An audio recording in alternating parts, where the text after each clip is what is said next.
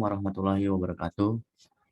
Perkenalkan, nama saya Alwiansyah Nur Iskandar dengan nomor NPM 41818191190185. Di sini saya ingin menyelesaikan ujian akhir mata kuliah media pembelajaran berbasis komputer yang bermateri imunitas dari Paralel 5. Sebelumnya, apa itu imunitas? Imunitas merupakan kemampuan tubuh manusia untuk mempertahankan kekebalan tubuhnya yang memiliki peran dalam mengenali dan menghancurkan patogen yang merugikan atau berbahaya bagi tubuh. Patogen merupakan agen penginfeksi yang menyebabkan penyakit. Patogen berupa virus, bakteri, jamur, dan lain-lain. Ini ada contohnya, yaitu ada virus, ada bakteri, dan parasit. Adapun yang sebagai penghalang atau tameng bagi tubuh itu ada dua, yaitu antigen sebagai agen-agen penginfeksi yang masuk ke dalam tubuh, ada antibodi sebagai sistem imun yang menghasilkan zat antibodi untuk melawan antigen. Bagaimana cara sistem imun bekerja? Pada dasarnya, imunitas bawaan atau innate immunity atau non-spesifik itu terdapat dua bagian, yaitu ada bagian luar disebut eksternal, terdiri atas kulit, membran mukosa, dan sekresi.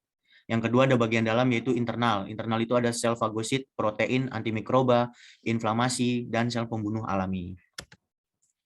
Imunitas adaptif atau acquired immunity atau spesifik. Mekanisme pertahanan tubuh berupa perlawanan pada antigen tertentu yang berhasil masuk ke tubuh. Sistem imunitas spesifik bisa mengenali dan melawan antigen tersebut.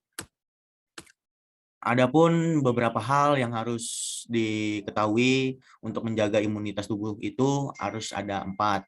Yaitu yang pertama istirahat yang cukup. Istirahat yang cukup yang dimaksud yaitu kita harus beristirahat kurang lebih 8 jam dalam satu hari normalnya. Apabila istirahat yang cukup kurang dari 8 jam, biasanya lebih gampang terkena penyakit karena memang cara kerja jantung itu lebih cepat dan memompa jantung itu lebih cepat dan darahnya tidak terkontrol aliran darahnya yang menyebabkan orang tersebut gampang terkena penyakit. Yang kedua ada konsumsi makanan sehat. Yang dimaksud konsumsi makanan sehat yaitu 4 sehat 5 sempurna. Jadi keseluruhan vitamin serta mineralnya tercukupi. Seperti vitamin A, B, B12, vitamin C, dan lain sebagainya, bahkan kalsium. Karena pada makanan sehat tersebut dapat membantu peningkatan pada imunitas tubuh seseorang. Yang ketiga tetap aktif. Yang dimaksud tetap aktif itu yaitu melakukan sebuah aktivitas fisik minimal sehari bisa 5-10 menit agar kondisi tubuh tetap stabil, kesehatannya juga. Yang keempat, kelola stres. Tetap aktif dengan beraktivitas fisik. Jenis dan istilah aktivitas fisik. Yang pertama ada non-exercise physical activity atau NEPA. Yang dimaksud itu non-exercise atau non-fisik atau kita melakukan kegiatan aktivitas fisik yang dilakukan tidak lebih dari yang diketahui seperti gerakan-gerakan yang kita lakukan. Yang kedua ada workout. Workout itu melakukan sebuah aktivitas dimanapun kalian berada. Workout itu bisa gerakan-gerakan kecil seperti senam lantai, terus bisa juga aerobik dan anaerobik. Yang ketiga ada exercise. Exercise di sini itu yang dimaksud bisa sebuah pelatihan yang kalian lakukan dalam bentuk apapun. Adapun yang keempat ada training, latihan-latihan kecil yang dapat kalian lakukan bisa di rumah dan di luar rumah dengan menjaga protokol kesehatan. Karena imunitas ini rentan terhadap penyakit virus COVID-19 pada kala itu. Yang kelima ada sport. Sport itu merupakan sebuah cabang olahraga apapun yang dilakukan dalam bentuk keseluruhan tubuh yang dilakukan, seperti lari dan lain sebagainya. Aktivitas fisik untuk meningkatkan imunitas. Adapun hal yang harus diperhatikan pada peningkatan imunitas itu sendiri, cara meningkatkannya itu ketahui kemampuan fisik dari diri sendiri. Yang kedua, tidak boleh mengikuti ego atau gengsi. Yang ketiga, seminggu minimal 2 kali dengan durasi 30-60 menit tergantung dari kemampuan masing-masing. Yang keempat, ada aktivitas fisik dengan intensitas sedang, yaitu skala 70-80% dari denyut nadi maksimal. Bagaimana cara menghitung denyut nadi maksimal? Berikut ada tahapannya, yaitu dengan menggunakan smartwatch. Dari kita lari satu putaran itu bisa kita hitung dengan repetisi dan set 1:1. Atau bisa juga kita mengetahui dari denyut nadi di pergelangan tangan maupun di bagian tengkuk leher.